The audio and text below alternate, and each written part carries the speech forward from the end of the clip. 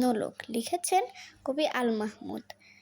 আমার মায়ের সোনার নোলক হারিয়ে গেল শেষে, হেথায় খুঁজি হোথায় খুঁজি সারা বাংলাদেশে।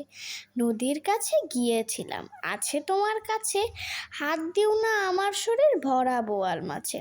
বলল কেঁদে তিতাস নদী হরিণ বেড়ের বাঁকে, সাদা পালক বকরা যেথায় পাক ছড়িয়ে থাকে।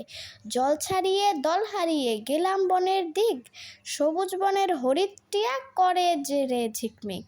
বনের কাছে এই মিনতি ফিরিয়ে দেবে ভাই, আমার মায়ের গয়না দিয়ে ঘরকে যেতে চাই। কোথায় পাবো তোমার মায়ের হারিয়ে যাওয়া ধন, আমার তো সব পাখালি বনের সাধারণ।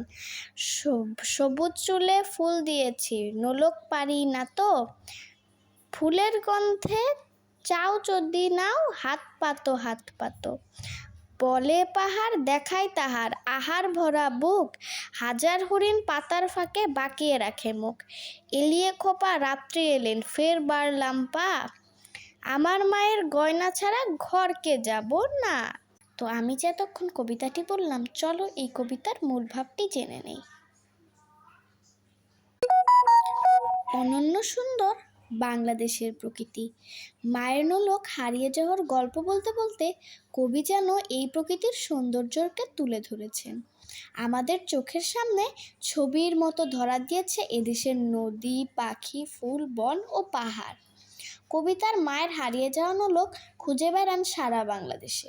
অন্ধকার রাত নেমে এলেও কবি ঘরে ফিরতে চান না, কিন্তু কেউই বলতে পারে না কোথায় হারিয়ে গেছে তার মায়ের নোলক।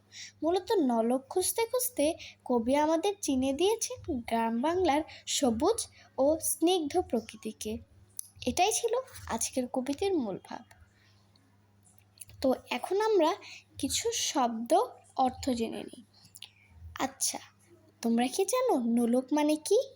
নোলক মানে হচ্ছে নাকের ঝুলন্ত অলংকার বিশেষ। বুঝতে পেরেছো তোমরা? তো আমার কবিতাটি তোমাদের কেমন লাগে অবশ্যই আমাকে বলবে, আর কমেন্ট করতে কিন্তু অবশ্যই ভুলবে না, আর লাইকটা অবশ্যই করবে, আর সাবস্ক্রাইব বাটনে চাপ দিয়ে সাবস্ক্রাইব করে দিও প্লিজ।